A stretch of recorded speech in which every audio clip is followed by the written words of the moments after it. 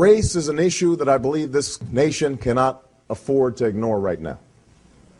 We would be making the same mistake that Reverend Wright made in his offending sermons about America, to simplify and stereotype and amplify the negative to the point that it distorts reality.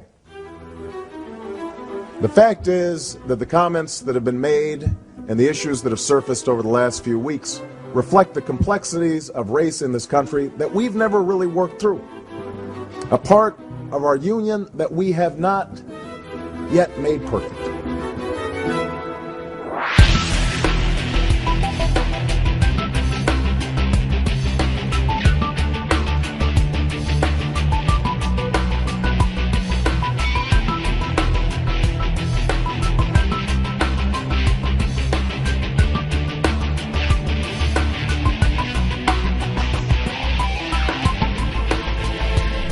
I agree with Senator Obama. It is time for America to have a conversation about race. I can't think of another issue facing our country that is more timely or more important today than the issue of racism. I also can't think of another issue that is more artificial, manufactured, and manipulated than this whole construct called racism. You see, I've grown suspicious of the term itself and of people who use it frequently.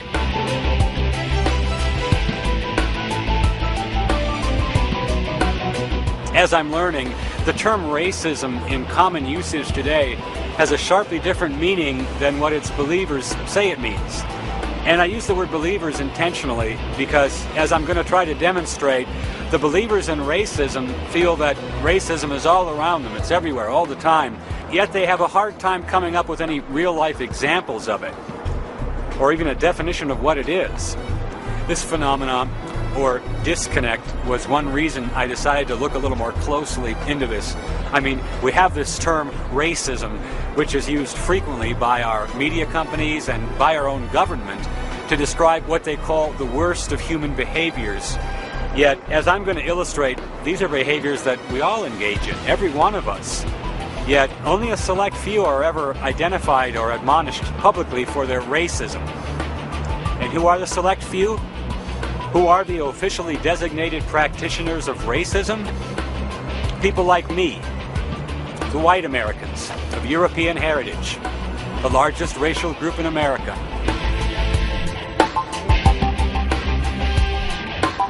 And this is what I'm going to demonstrate.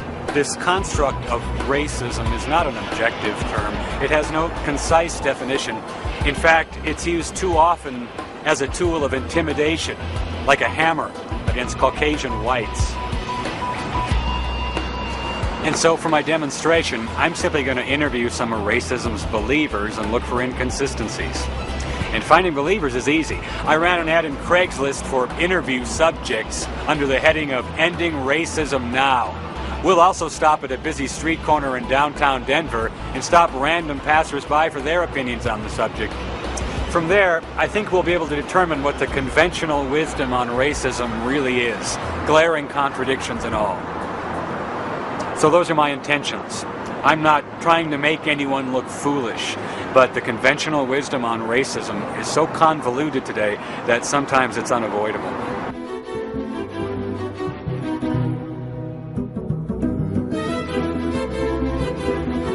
Do you see racism in your daily life?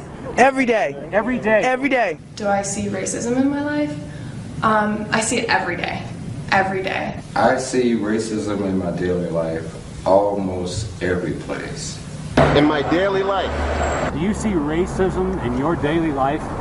Yeah, a lot. A lot? Yes. It's still here. It's still here. It's still here. I see racism in my daily life pretty much typically every day, you know. You see it every day, like if you walk into a company and you're the only black person there, or you're the only Asian, or the only gay person, or the only Muslim person. It's not very diverse. Do I see racism in my daily life? I do. I experience it in subtle ways, especially because of where I live. I've lived in other cities where it was more overt, but being in Colorado, everything it's like a subtle undercurrent. I moved away from Denver when I was here before because I felt that Denver was racist, but then I found out all the cities are racist. Phase 1 complete. Racism is everywhere. Now I'll ask the other question. Can you tell me, in your opinion, what is racism? I can tell you what racism is not. To me, racism is when, it's so hard. Racism is when we chop ourselves into categories. And I'm not sure why we do that, because when you really look at the quantum level or the basic fabric of the universe, there is no separation. You know, I am you, I am the chair, I am the wall, I'm the rug, I'm the rock, I'm the tree, I'm the grass, I'm everything. My definition of racism deals with ignorance and lack of knowledge, lack of tolerance, and putting. It's as if saying, once we put a boundary, you and I can no longer communicate. Obama, I think that people might not vote for him because he's black, and I think that it's the same thing with like sexism, because people might not vote for Hillary because she's a woman. I see that as racism when you look at a person, and because of what you've been taught and what you know from your family and what's been ingrained into your psyche, that's where your ideas of racism come from. It's the racial profiling. It's that we have so many people of color, men of color in particular, in prisons. It's the disparities in economic class between different races. The police harassing the homeless people and stuff like that, well, like that could be racism too, because we ain't making the income and stuff. But don't they have to be a different race from the police for it to be racism? No, it don't. Racism could be anything. Like I could be racist against him per se. He could be gay and I could be straight. That's still racism. So that's racism to you? Yeah.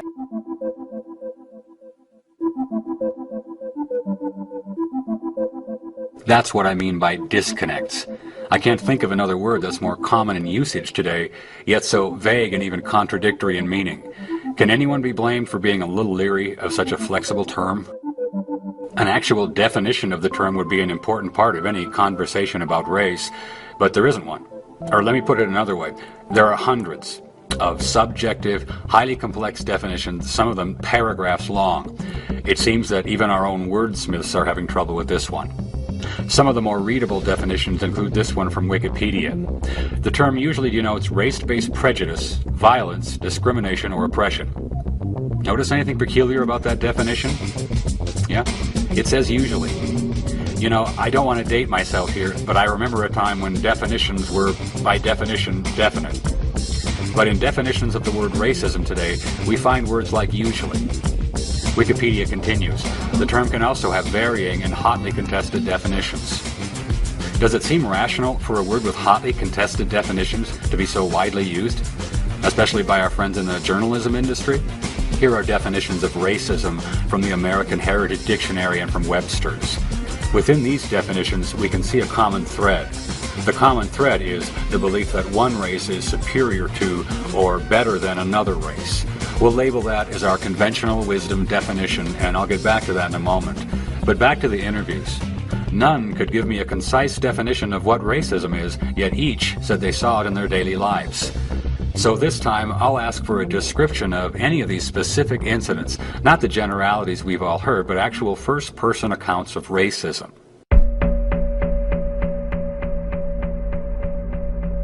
Ooh, example. Ooh, man. Example. Oh, I guess, I'll give you an example. I went to a local community college library to use a computer because I haven't gotten into an apartment yet. I'm returning to Denver. And I noticed that one of the guys that worked in the library, he's staring at me. He's pretending he's going to get coffee, but he's staring at me while I'm using the computer. So then when I leave, he and one of the other librarians, they say to me, well, goodbye now. Like it gave me the impression they were saying like good riddance now. I take the light rail to school every day, and maybe a black person was being loud, and my automatic thought is to think, you know, black people, they're so loud, you know, or black people this or black people that, and it's wrong, and I realize it right away, but it's just the culture that I grew up in, this white culture, and racist culture that we live in, it's just bound to get you in one way or another. For example, I see how my friends have to struggle, my friends who are people of color have to struggle with just getting through the day and dealing with the people that are in their lives or at stores who are giving them a hard time. Say you have a white person come in, they'll greet the white person, and then a black person walks in and they'll get on you and ask you, is there something I can help you with? Can I find you something? Can I interest you in something? They'll pay more closer attention to the black person. Sometimes if I go in the store, I've seen women like snatch their purse from one side of their arm and put it on the other side and look at me with a tight face, you know, so it's kind of hilarious, you know, knowing the kind of person I am, but then to see that reaction from other people, and sometimes it hurts. I mean, when you get a hateful reaction out of people that you don't even know, you know it's racism. At least I do. I live in Lakewood, pretty white, and so when I occasionally see black people walking down the street, I don't feel any fear, or certainly not. I don't think of that. I just think, oh, there goes a black person. I mean, it's just because it's odd, because it's unusual. So I think that's, in a way, a kind of racism. If I'm at work and I'm talking on the phone with someone and I'm talking with a coworker who is not black or whatever, they say, oh yes, sister, I understand what you're saying. And it's like, why would you, are you saying that to me because I'm black? Would you say that if you was talking to like an Asian person? One example is there are more people, like let's take the job sites for instance. Okay, if you got 10 black people going for a job, I say maybe 2 will get considered for that job versus 5 white people. And that can mean any job? Any job. I have a vivid recollection of being in a ski lift line, teenager, and you know, people are talking back and forth, and I made what I thought was a curious comment, and this family who was in front of me, the father turned around and looked at me, and as soon as he looked at me and realized that I wasn't just like him, he just sort of like, his face froze, everything just, and then the whole family just, everybody stopped laughing because it was obviously immediately not funny. Sure, when I was a child, I came up to a water fountain, and the teacher, I put my lips to the water fountain, and the teacher said, Lane, don't do that. Black people do that. So there I am, I'm a young lieutenant in the Army, I just got through digging a foxhole with a black lieutenant. And we just dug really deep, and it's hot, and we're sweating, and we're tired. And I take my canteen, and I open it, and I take a drink. He takes his canteen out, and it's empty. Now that's a crisis. What are you going to do? Yeah. And you look at this individual next to you, who's now your comrade at arms, and is going to fight and bleed for your country with you, and you got the same blisters, but he's completely different. And you look at him, and he's got much larger lips, and there's a message in your head that says his lips are dirty, because he might have sucked on a water fountain. What the shit is that? And you look at him, and you make a decision. Right then and there, you say, is he my brother in arms, or is he black? Which decision did you make? I handed him my canteen, and he knew because he was from South Carolina, and he looked at me, and he said, you want me to use the canteen cup? Because he knows. And I said, no, you're my comrade in arms. And he drank, and he licked his lips before he drank, because his lips were dry. And he handed it back to me, and he watched me.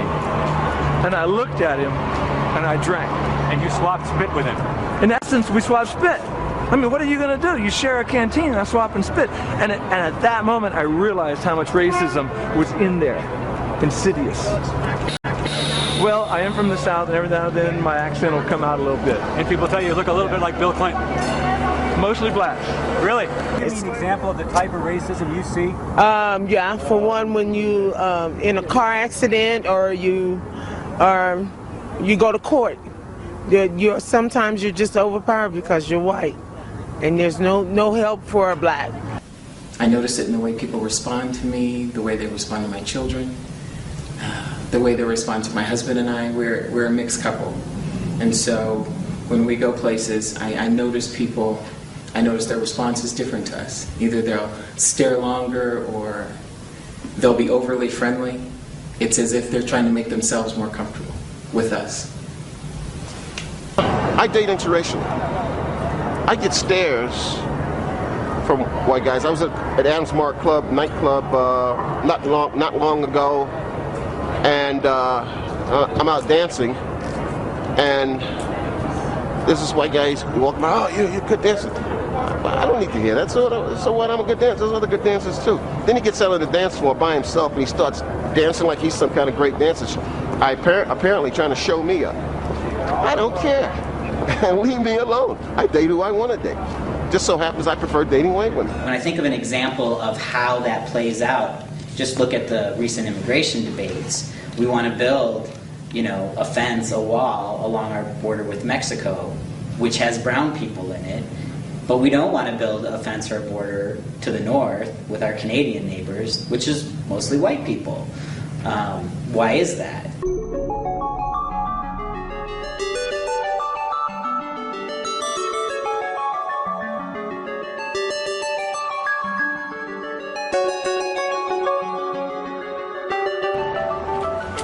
So when I asked people who said they saw racism in their daily lives to give me an example of it, 2 couldn't. Ooh, example. Ooh, man. Sometimes you're just overpowered because you're white. 4 automatically switch to generalities. Just getting through the day and dealing with the people that are in their lives. Let's take job sites, for instance. They'll pay more closer attention to the black person. But we don't want to build a fence or a border to the north with our Canadian neighbors, which is mostly white people. But the rest did. Here are their examples. I noticed that one of the guys that worked in the library, he's staring at me. He's pretending he's going to get coffee, but he's staring at me while I'm using the computer.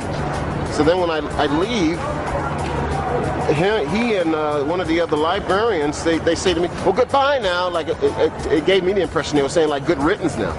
And my automatic thought was to think, black people, they're so loud.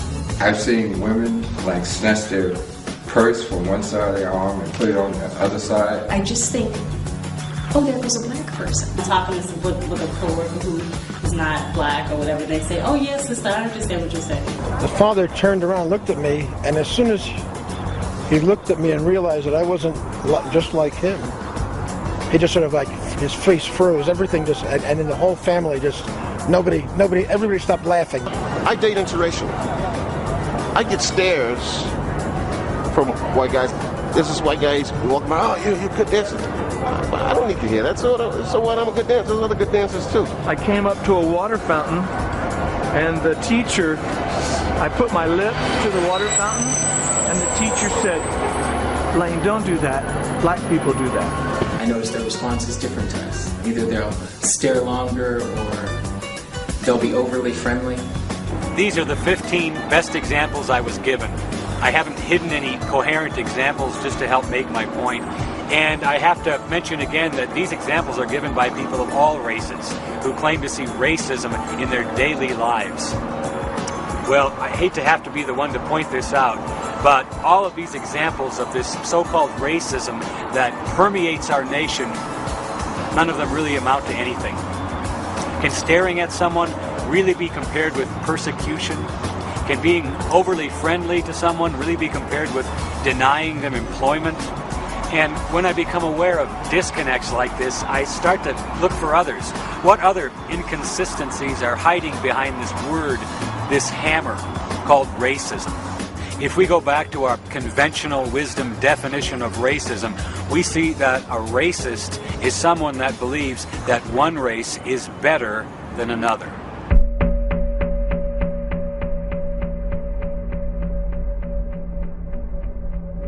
What would you say to someone that said blacks are better basketball players than whites on average? I would say that is true. Would you agree the NBA is 90% African American? Yes, I would. Why is that? Because they think that we're black, that we're better at athletes and stuff like that. As it is now, yeah, I would say that black men are better at basketball than white men. Okay.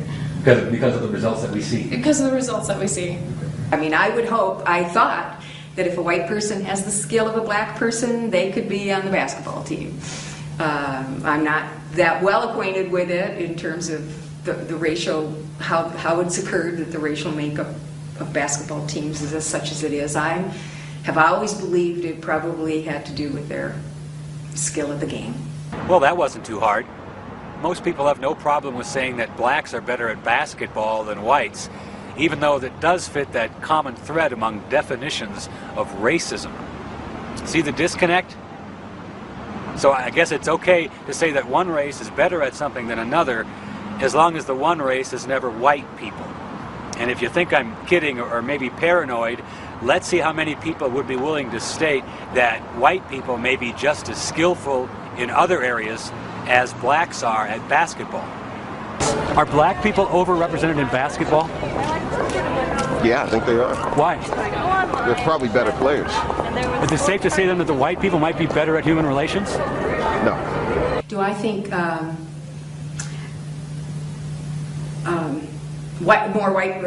there are areas where white people excel and it's due to their skill and that's why more white people are in those areas?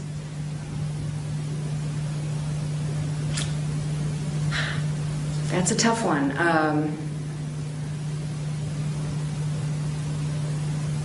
I think it could be true, but I don't know what the areas would be. Are white men better at keeping jobs and paying bills than black men? Now that just opens up a whole bag of tricks. That just throws in socioeconomic status, racism, culture, everything. Now, the point I'm going to notice, Tina, was that when I asked you if black men were better at basketball, you gave me basically a one-word answer with a couple of qualifiers. Right. If I asked you if men are better at holding down a job, I got 3 paragraphs. Right.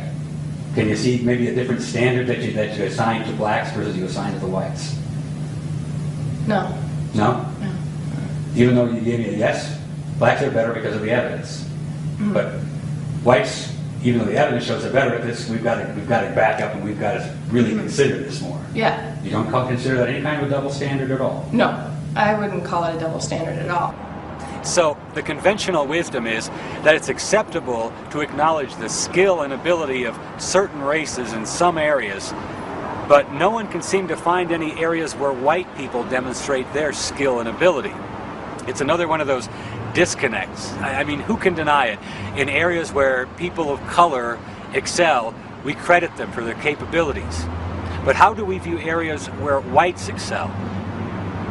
We condemn them for their racism. This double standard is a clear example of how the conventional wisdom on racism has become itself a form of anti-white bigotry. And I'll demonstrate this by asking about an area where white people do well.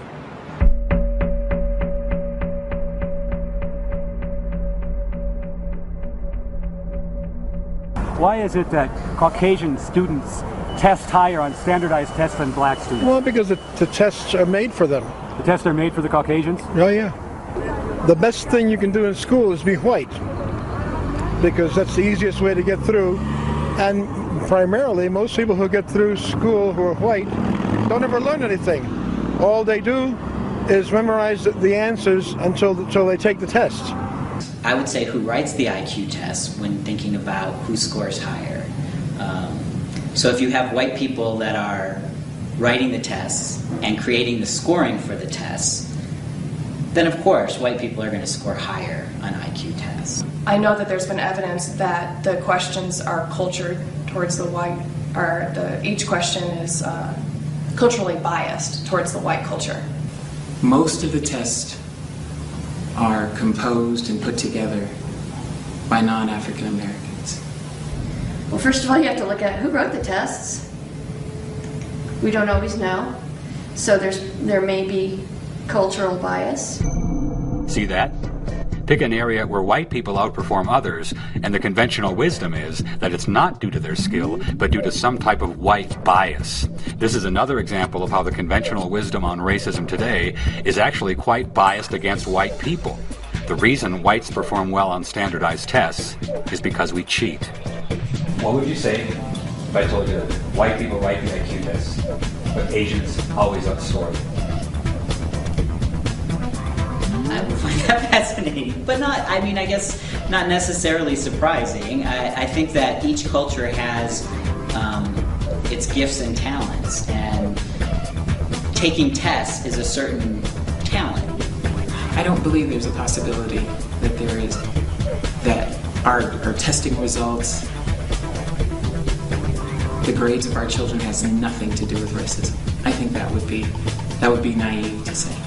But yet, we still can't come up with an explanation of why the culturally biased test designed by whites actually favor Asians. That's true. I didn't say that there was a method to the madness. I just said there was a madness. You feel that the bias is toward whites. Towards white culture. What do you say when people say that these tests that are written by whites, consistently the highest scores are Asians?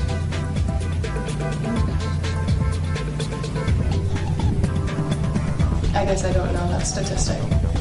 My first guess for the reasons why Asians do better, and from what I've studied, that questions tend to be culture towards the white culture.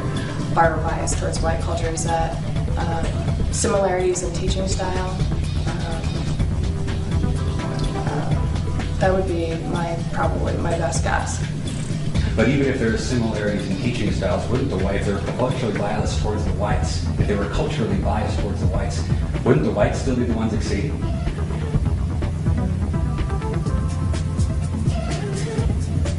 Yeah, if you look at it on face value. If the tests were made for white people, why is it that Asians outscore whites consistently on standardized tests? Well, first of all, Asians have 6,000 years of written literate history behind them. But you said that Asian. this tests were made for whites. Well, they're made for people who think a certain way. So Asians and whites think a different way than African Americans do, and Latinos?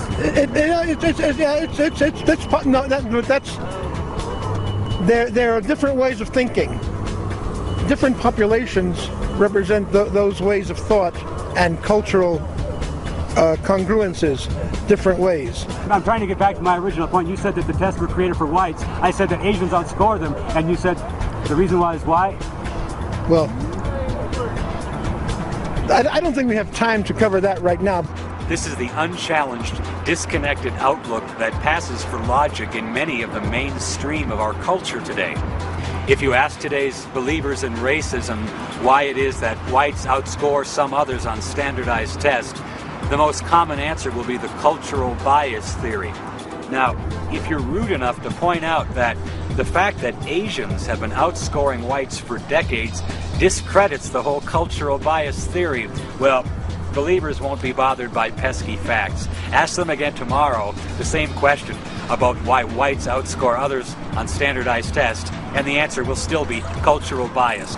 And this illustrates the dogmatic nature of the believers. I just can't accept this logic anymore. So I'm going to ask some more questions about racism. But what I'm looking for are more of these disconnects. Is it important for white kids to learn about black culture? Of course it is. In this culture, all we learn about is European American history. Black history is taken out of education. What would you say about celebrating February's Black History Month? Is that an example of white culture? An example of white culture celebrating Black History Month?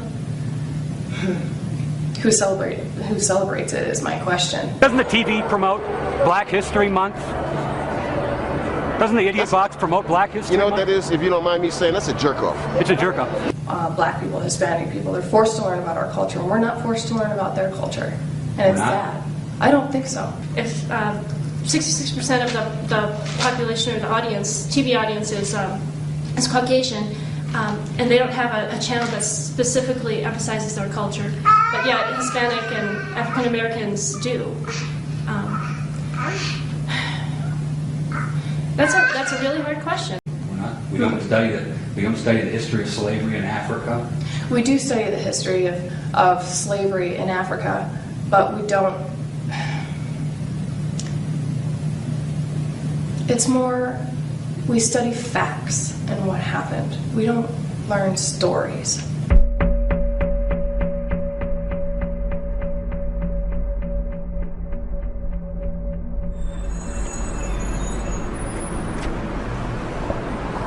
And with all this racism that permeates our country today, I thought it would be easy for people to come up with the name of a public figure who was racist.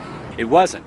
Of the 50 or so people I interviewed on camera that see racism daily, none could come up with the name of a public figure that was racist.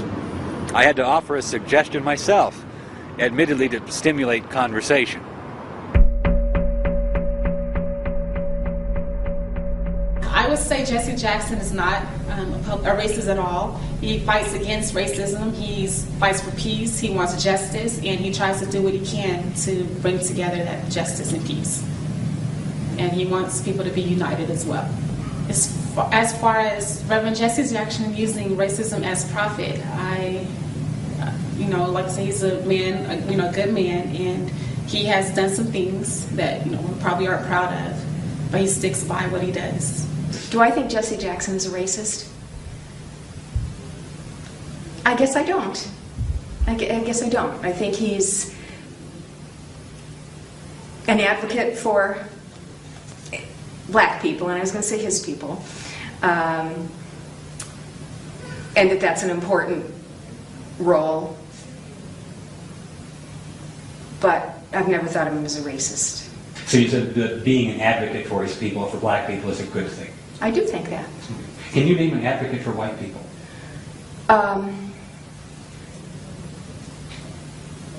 Can I name an advocate for white people? Wow.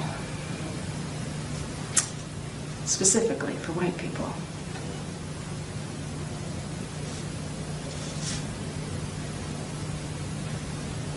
Catch that? Being an advocate for one's racial group is an important role, as long as one's racial group is not white people. The very idea of being an advocate for white people is offensive, mostly to those calling others racists.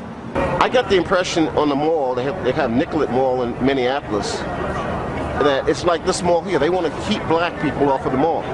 There's a lot of white guys up and down 16th Street Mall that are soliciting, and that pisses me off, because I've been at one point in my life where I was penniless and didn't have anything. I never panhandled. I never begged for money. And that pisses me off. So I told the guy who solicited me yesterday, happened to be a white guy. If he was a black guy, I'd be pissed off too. I told him, I said, I think the welfare department is right down there. And that's another thing that pisses me off.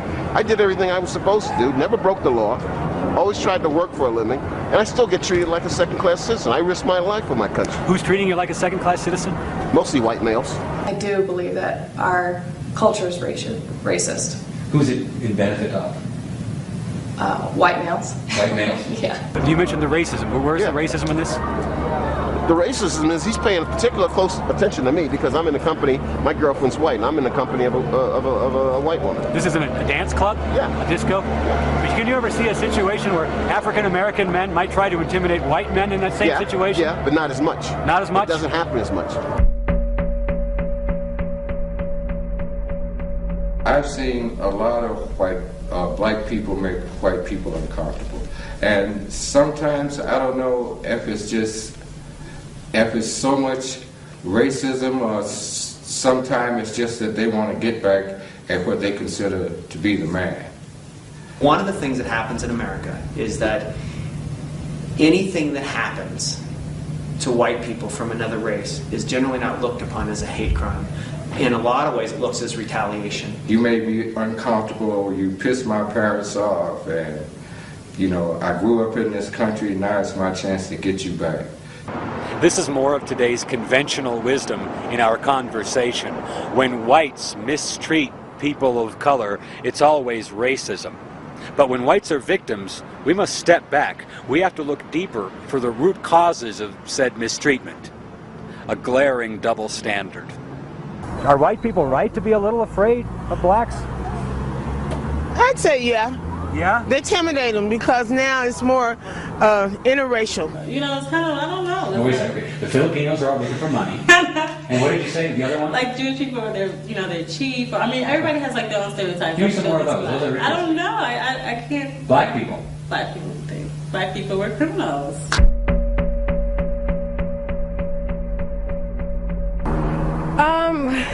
That's a hard question. I don't know. I don't have an answer for that one, actually. If I were to hear someone say African Americans are committing more crimes than whites, I would not be offended because it's true. I see it on the news. When you turn on the news, it's mainly an African American who intruded a home, did a drive-by shooting, gang-related drug bust. So that's all you see pretty much is African American crime. So no, I would not be offended, but I would agree. If you're thinking of a black person and the stereotype you've ingrained in your head is this, this person is maybe a criminal. Why do African Americans get the bad rep?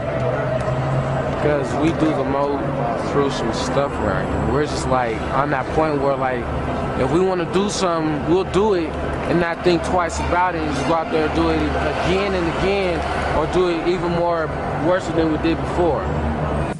African Americans are involved in gangs, they're involved in drugs, they're involved with just the street life. If someone were to feel that blacks are more criminally inclined than whites, would they have any justification for that?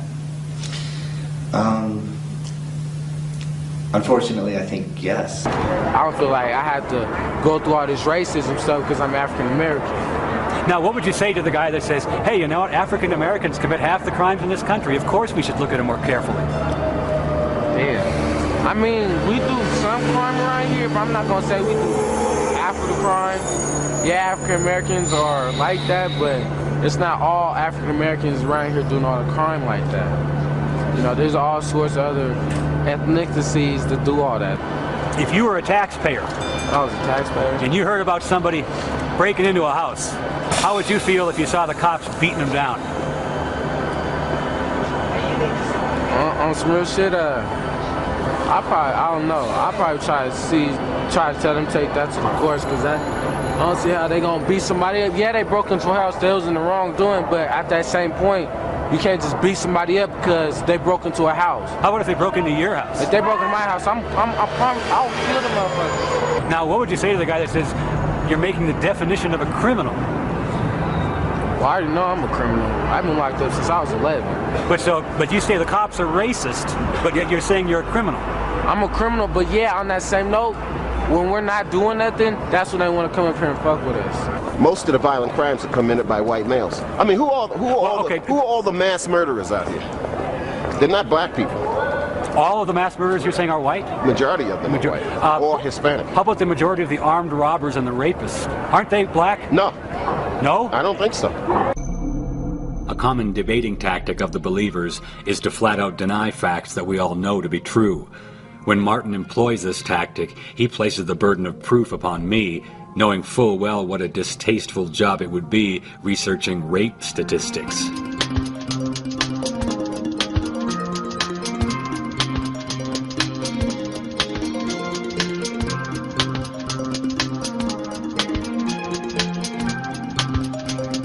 This shocking fact is one of many not reported to the American public. We're bombarded with messages telling us that racism is evil. But if selecting people for discrimination based on their skin color is racism, and it's a bad thing, well, isn't selecting people for rape because of their skin color also a bad thing? In fact, isn't it a much worse thing? And that's quite another disconnect. In other words, the conventional wisdom on racism says that I should be concerned when I hear that somewhere a white person might be persecuting someone because of their skin color. I should make it my business. Yet, God forbid that I become concerned when I hear that white women are being raped because of their skin color 100 times a day right now in America. Well, we know what happens to people concerned about those facts. They get stereotyped as haters, and their opinions have no place in the public forum. Are the contradictions starting to become visible? You mentioned, you used a term, people of color. So who are not the people of color? Well, I would say white people are not people of color. So you're saying that it's impossible for a black to be racist? Yes. How many of us would keep using this word, racism, if we found out that to a good many people it can only really mean one thing: a bad white person?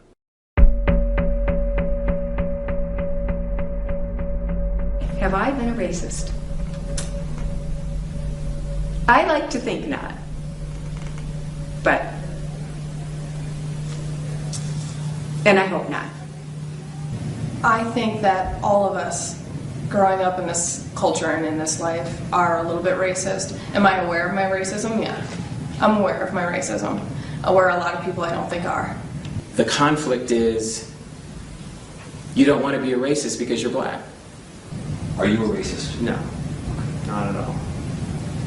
At least that I know. Have you ever been a racist yourself? No. Never been? No. On a 1 to 10, 10 being a lot, and 1 being a little, how much racism is there in America today?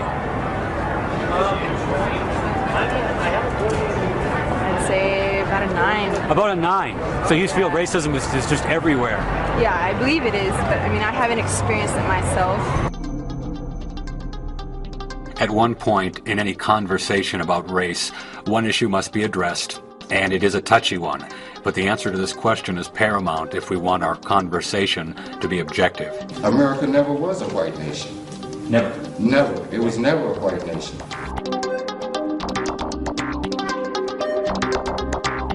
If you want to get to whose country it was the Native Americans. Caucasians came and took that land from them. Europeans. Europeans stole their land.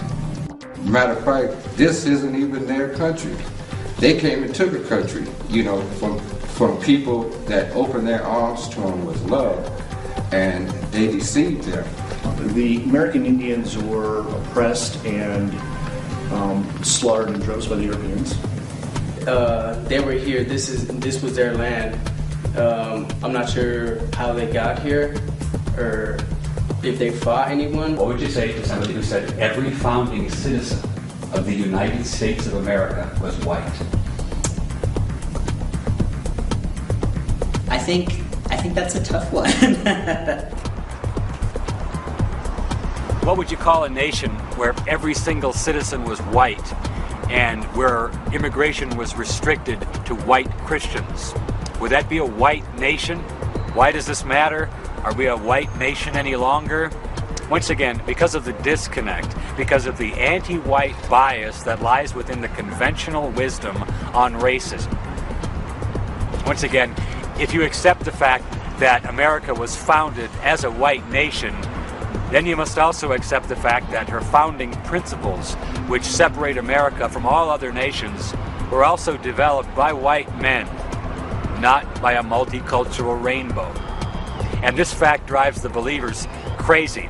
You see, it's okay to blame whites as a race for fuzzy historical discriminations, but it's a cardinal sin to credit whites as a race with anything. Your forefathers came over and they did their dirty deed and took most of the land, deceived most of the people, and the rest they killed. Now this is fascinating. Paul has absolutely no problem saying to my face, rather forcefully, that my forefathers came here and did their dirty deed. Now, the fact that he's completely wrong is so easily overlooked by today's believers, and I'll get back to that in a minute. But what is telling is that Paul has absolutely no problem with assigning collective racial guilt to all white people for presumably the way the American colonists treated the Indians. Can you see the contradiction? It's acceptable today to assign collective racial guilt to all whites for the actions of a minute fraction of them hundreds of years ago. Would it be acceptable today to assign collective racial guilt to any other races, for example, to blacks, let's say for the crimes that they themselves committed in this decade alone? Well, no, that would be racism. Get the picture? And just to clarify, I can trace my earliest ancestors here in America to the 1870s, after our Civil War. No forefather of mine ever killed an Indian or owned another human being, ever. And I'll suggest that there's a large group of white Americans just like me in that respect. We have no blood relatives that ever practiced ethnic cleansing or slavery, yet so many seek to blame us for it. They seek to blame us for crimes our forefathers never even committed, and yet excuse and ignore other racial groups where crime is rampant today. Huh? But I digress. When we talk about Europeans stealing the Indians' land, I have to ask, which Indians are we talking about? White people aren't the only people who killed folks for their land.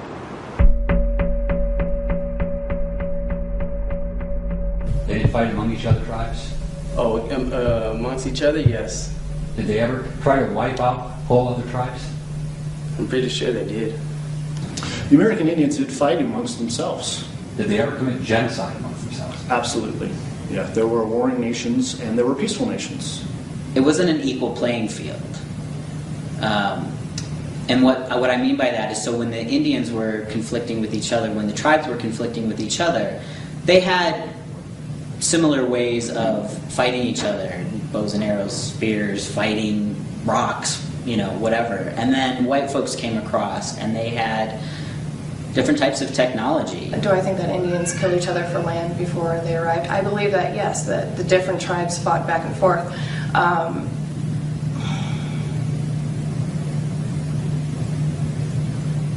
But it's different, and I'm trying to explain how it's different. Here's the difference. Believers apply one set of standards to whites and another set of standards to everyone else. Isn't what the Caucasians did to the Indians the same things what the Indians did themselves? Yeah. Okay. They gave them a taste of their own medicine. Look, every racial group, ethnic group, just about any other group you can think of today has advocates. Every group, that is, except white people. Don't believe me? Go to any university today and count the classes and approved organizations dedicated to the advancement of specific races or ethnic groups. You'll find thousands, each dedicated to their own race, except, that is, any groups dedicated to white advocacy. There are none. And that's a major disconnect. I mean, let's break it down. Hispanics can be pro-Hispanic without being anti-anybody. Jews can be pro-Jewish without being anti-anybody. Blacks can be pro-black without being anti-anybody. But with whites, it's different. White people cannot be pro-white without being anti-everybody else. And that's a large disconnect. Can you see why I'm leery of the conventional wisdom on racism? The only positions made available to white people on the subject of our own race is indifference or supremacy. So are there consequences to all these disconnects? How would the fact that all races are allowed advocates except whites manifest itself over time?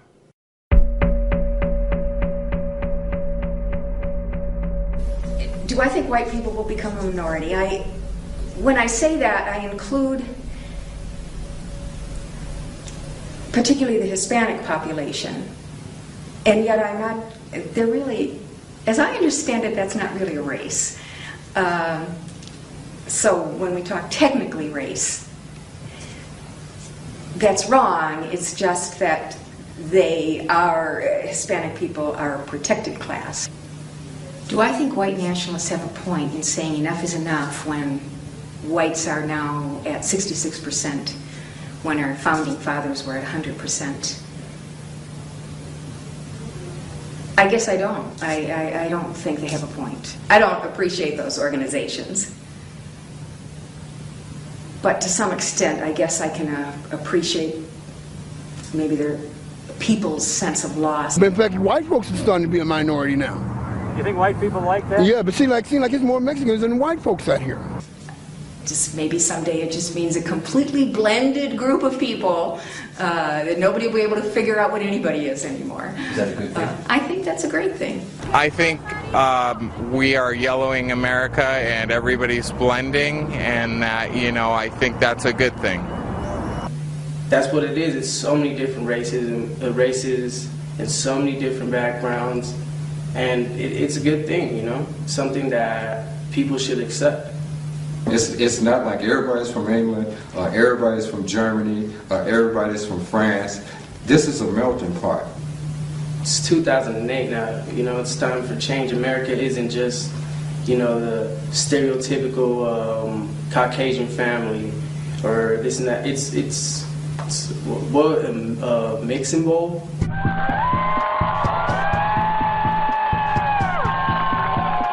So let me see if I understand the position of those here illegally from Mexico.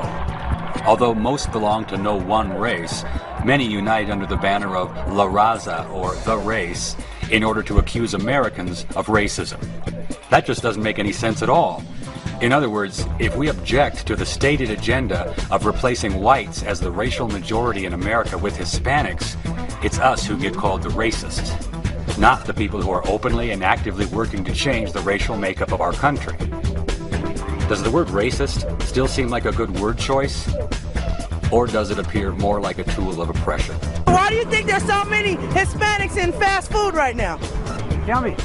Well, I think it's because a lot of them are illegal. How do you feel about immigration from Mexico? I think if they gonna come out here and live, they gotta abide by the laws. If they ain't gonna abide by the laws, they might as well get out of the country. Ooh, that's a good question. I think we got enough here. And just imagine how America's gonna be 15 years from now. Oh, I can see the potential for a lot of racial tension between blacks and Latinos. You're here bleeding our social services, you're using our hospitals, you're using this without contributing anything to our society. They can come over here and don't even have to speak English. You know what I'm saying? If we're in their country, we would have to adapt. The people who want to come to America, from Mexico, my feeling is, by God, let them in, you know? Let them in? Absolutely. We've got some people saying that we've got to open up the door and allow more in. No, we People shouldn't. saying that we should close the door and build a wall. Close the door and build a wall. And what's so bad about it, these Mexicans have more of an attitude. They're more arrogant than what a white man is. So you say that the Mexicans are more racist than the whites? Yes, especially the ones with the big belt buckles and the reptile shoes. You know, the United States lets 250,000 immigrants come in every year. It's more than any country in the world. Correct. But you think that's not enough? We're not being generous enough? Well, I think we got too many already. We got too many? Too many. If you were the immigration czar, what would you do? If you could give one order, what would it be? I would send them back. All 20 million? Yeah. It comes down to our rights as a U.S. citizen. A citizen. You're not a citizen, right? No, I'm not. Okay. If you were the president, what would you do with the 20 million illegal aliens that are here? Oh, cinco dos adios. They'd be gone. Oh, it would be no problem. They'd be gone. Oh, no. Now, if I said that, I know what would happen. I'd get called a racist. So where do the believers come from? Why do so many intelligent people overlook all these disconnects on matters of race? I think I know the answer, because I used to be one. Like many others, I was trained to be a believer. I remember it well, the day I got my training on the subject of racism. I was in the 5th grade at one of many Jefferson elementary schools in the Midwest. Our teachers were Mr. Lee and Mr. Dragland. One day, they announced to the class that we were going to play a game. It was called a word association game. The teacher would write a word on the board, and we were all supposed to shout out what that word made us think of. It was going to be fun. Mr. Lee began, and he wrote on the board the first word in the game. The word was white, and he pronounced it white. And we responded with words like clean and pure and honest. And as Mr. Lee was noting them on the board, we added more. Words like good and fair and bright. And then it was time for Mr. Dragland to choose the next word in the game. He wrote down the word black, but he pronounced it black. Almost angrily, he said black. And we responded with words like scary, dark, and evil. He wrote down our answers as we tried to think of others. Words like empty or mean or dirty. And then we all got the surprise of our young lives. Our teachers were looking at the board, but then they turned to us, and Mr. Lee announced, "You're all racist." We were stunned. When one of the kids challenged them, he said, "I'm not a racist." I remember Mr. Lee saying something pretty close to, "These are you kids' words, not ours. And frankly, we're both disgusted with all of you." The game had obviously ended. The classroom was silent, except for a couple of kids quietly crying. And for the rest of the day, and for the first time ever, we all got the silent treatment from Mr. Lee and Mr. Dragland. They were disgusted with our racism, and I never felt more ashamed of myself. And from that moment, I swore that I would change.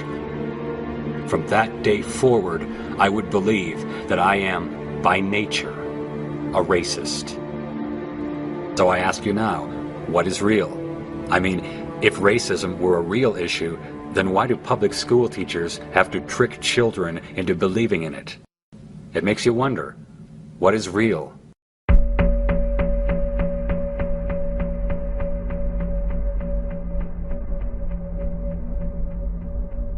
Do you see race as anything other than the color of someone's skin?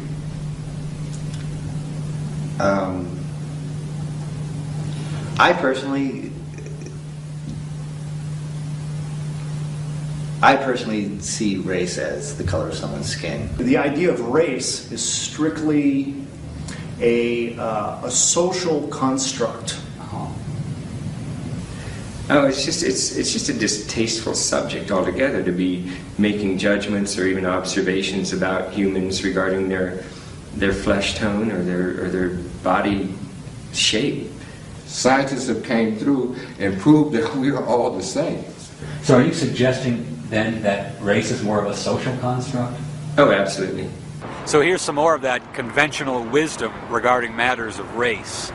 The fact that the different races share between 90 to 98% of their DNA is accepted as proof that the races themselves are not real, but rather a social construct. Now, it's very rude to point out the disconnect in that logic, mainly that the sexes, men and women, actually share more common DNA than is shared between the races. Yet no reasonable authorities are labeling the sexes as a social construct. In fact, the best example of a social construct I can think of is